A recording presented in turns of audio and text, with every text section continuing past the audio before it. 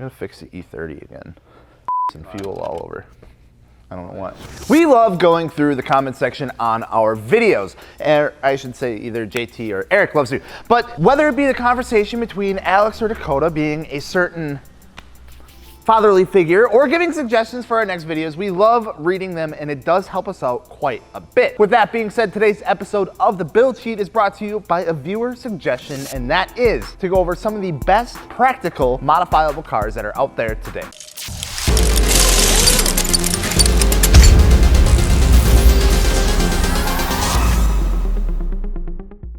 Before we go ahead and get into it, don't forget to subscribe and check out anything wheels, tires, or suspension related over at fitmentindustries.com. And while you're over there, check out our giveaway that we got going on just for a few more weeks. We are coming to the end of our full wheel, tire, and suspension giveaway. We're giving away a whole bunch of cool stuff. Like I said, Cosmos racing wheels, silver suspension, and Michelin tires. All you have to do is pick up this hoodie right here. You can check it all out over at fitmentindustries.com. We got a whole page dedicated to it. We can automatically get entered in to win. Sometimes we just have to take some things into consideration, especially when it comes down to picking out our next cars. Unfortunately, the time may come where you need something other than, you know, a 240 SX or an FRS or some other sort of what we call boxes. However, that doesn't mean that it has to be lame and boring. Oh no. You see, there are plenty of cars out there on the market that not only can be practical in the sense of having, you know, more than 2 seats, gets a decent amount of gas mileage, and has a good amount of room for like groceries or kids or something like that, but can also look good and, more importantly, can also be fun to drive. So we've gathered a list of a few cars that we think can be useful and fun at the same time. And first up on that list, we have none other than the Swedish cool kid of the wagon world, which is the Volvo V60. First introduced in 2010, the V60 is now on its 2nd generation. These cars come in a variety of engine options, which include everything from like diesel hybrids to the turbo / supercharged 4-cylinders. Of course, probably most known for the Polestar version, which puts us out a whopping 362 horsepower from the factory, you know, also sporting some Olin suspension, Brembo brakes, and of course, available in Rebel Blue. Fantastic. The only downside being that these cars are, you know, pretty rare and kind of expensive, with only a few hundred being brought into the United States and a price point of over 60 grand. Be the judge of how justifiable that is. However, the all-wheel drive 5-door estate makes a name for itself. However, the Polestar, if you can't, you know, justify spending that much, isn't the only option that you have when it comes to the V60. And they make a great platform for someone who's looking for safety, great styling, and practicality out of a vehicle that performs well and looks damn good on some aftermarket wheels and suspension.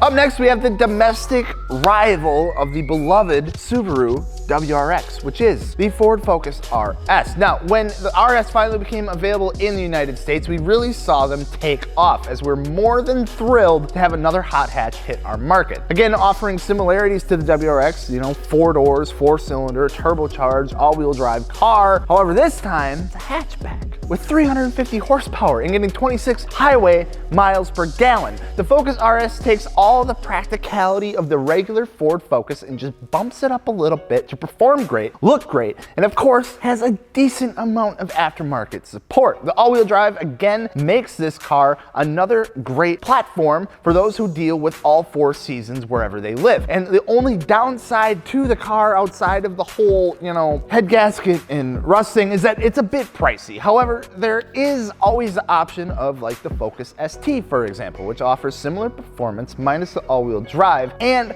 the same amount of practicality. Number 3 on the list is probably, you know, one of my favorite and arguably the most adult cars on the list, and that is the Honda Accord, but more specifically, the newer turbocharged 2-liter Honda Accord. Recently, Honda has released their 2-liter turbocharged variant of the Accord and has truly hit the market with force. Their new sport package that is available in either the 1.5-liter turbo or the 2-liter turbo starts off brand new around 27 grand, with the 2-liter pushing around 252 horsepower and available in either a 10-speed automatic or, yes, even a 6-speed manual. This sedan can get up to 0 to 60 in roughly 5.7 seconds bone stock. And we have seen these cars start to litter our Fitment gallery as more and more people are picking them up. The long body and sleek styling of the Accord pairs well with wheels such as rotiforms, Boston's, or even Faradas, and them sitting on either BC racing coils or even better, some air suspension. It just looks so good. And it's a great all-around car, to be honest, that looks great with some exterior modifications, can sound actually pretty decent with a good exhaust, maybe like a thermal R&D or something like that, and it can get up to 32 miles per gallon. Similar to why the Acura TL has been such a popular platform throughout the years as well. It's a Honda,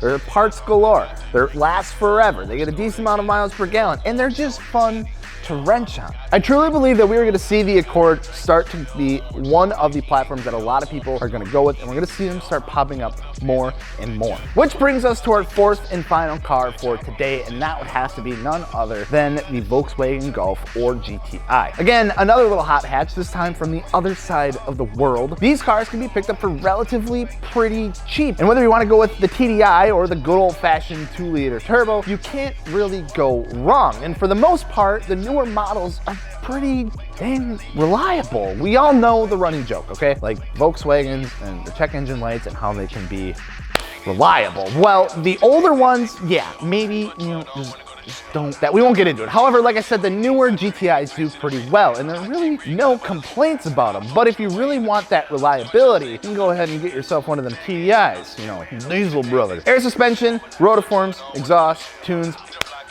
good to go. But really, all jokes aside, the GTI is a great platform for someone who wants more of a sport-oriented car, but can't get away with something, you know, like a 2-door coupe, like maybe like a Genesis or like a FRS or something like that. They get pretty decent gas mileage, like pretty great actually, around 32 miles per gallon. Available in a manual transmission still, which is always a plus. And they just, like every good turbo Volkswagen, they have a decent amount of aftermarket support, which just makes them so sought after in the car enthusiast, automotive, aftermarket world thing.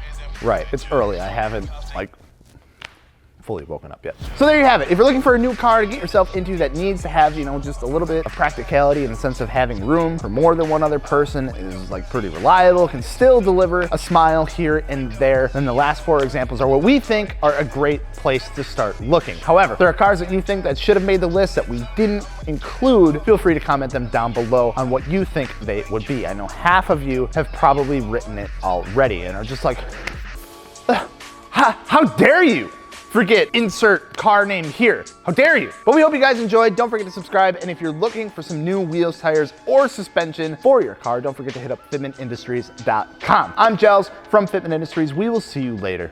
Peace.